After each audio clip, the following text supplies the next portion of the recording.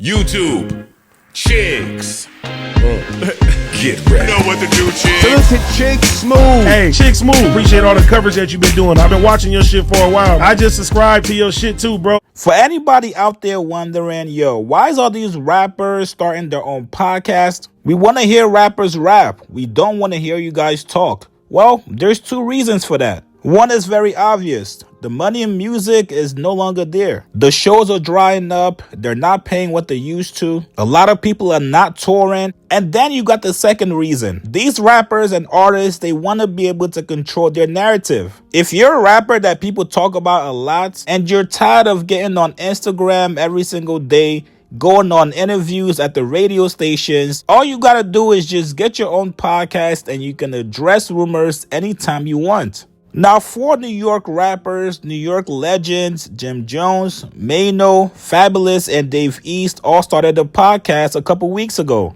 The podcast is called Let's Rap About It. Last month, 6IX9INE started the narrative that Jim Jones was not taking care of his guy Mel. After the video went viral of Jim Jones meeting him at the bus stop, 6IX9INE said, wait a minute. If this is your guy, you're supposed to have a Rolls Royce, G-Wagon, helicopter, a boat. You're supposed to have every single vehicle in your fleet pulled up once he gets out. MEL MURDA got 24 hours to respond. Time to show his bank account. One of the grandfathers of non-trade bloods just came home. MEL MURDA. You seen that? Yeah, Jim Jones ran up on him all that, yeah. When he ran up on him, where did he run up on him? Where he was at? Harlem, wasn't he? Nope. At Where? a train station. All New Yorkers, play this video back right here. Put it right here while I'm talking.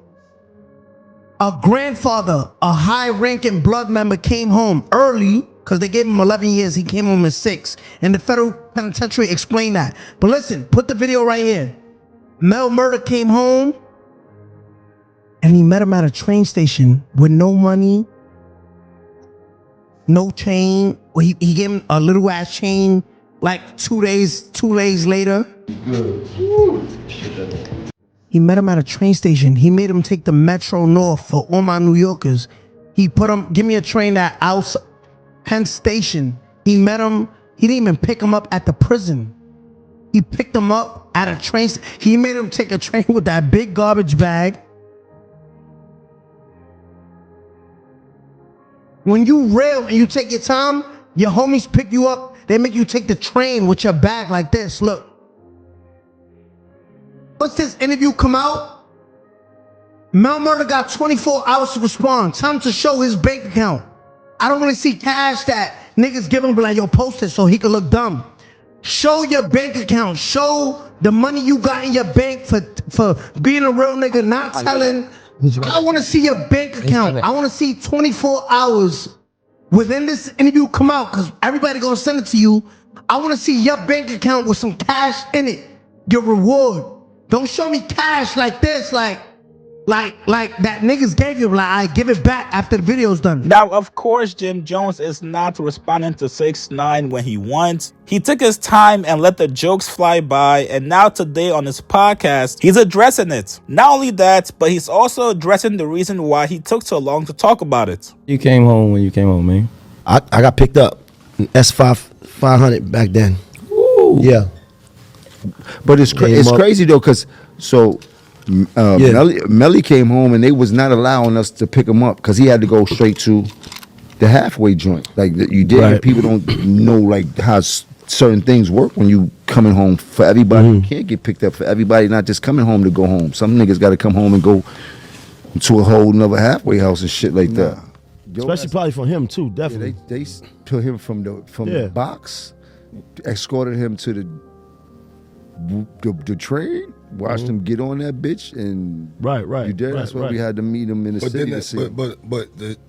But now I understand that. But you know how the internet will play. But this is what I'm saying. Yeah. And this is what we talk about. If you don't come home to all of this And shit, because you didn't clear up the rumor, judge you on that. you kind of cleared it up now, but like before you didn't say nothing about it, because I'm sure like you seen like people saying, oh, they let him come home on a train. Like you just said, I wouldn't care about cleaning out the rumor. We just was talking about it, so it was like, all right, it's a good time for me to talk about how people talking to shit. tell your Don't story though. really know about the ins and outs of what you know what I mean, but.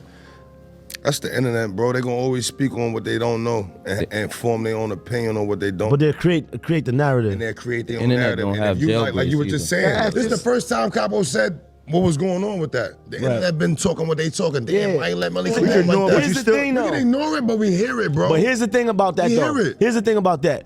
You damned if you do, and you damned if you don't. Because when you answer something, they say, "Oh, why you answer for?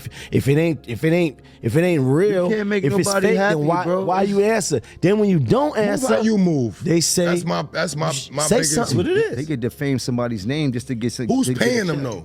It's very little. Where's the money coming from? YouTube. Like to just a hater, a nigga that don't got nothing. So I'm glad y'all said that. Who's paying that person? YouTube, bro. Damn, YouTube. So listen, you see what you just said about defaming your name, right? Niggas, man. Gangsta, I ain't know that. No, 100%. Shouts to YouTube though, y'all paying me too. Monetize your pages. Exactly. But that's shit me. That's the whole game. It's to actually create pages, and it's like clickbait. You say whatever you need to say 100%. to get people to watch it. But to me, you know, because if you talk to any one of these guys, they'll tell you it's content. But I feel like it's a thin line between content and disrespect. It's very little. There's no integrity. It's very little from the same guys that was preaching integrity that and morality on the internet. I gotta follow these certain type of rules and Yeah. now they throwing all the same shit they was preaching out the window. 100%. It's content. It's cold and outside. It's content and then it's sucker shit. I'm gonna be direct. That's it.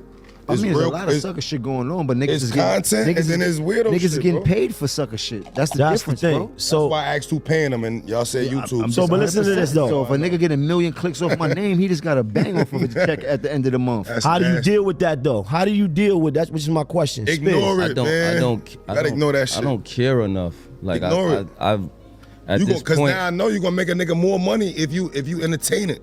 Yes. If you entertain it, now he gonna get super paid. That's why they broke So it down. your best bop is to Let them ignore do what that they shit, do. bro. Now, I know some of you guys do not like Jim Jones, but you gotta at least understand his reason for not addressing it back then.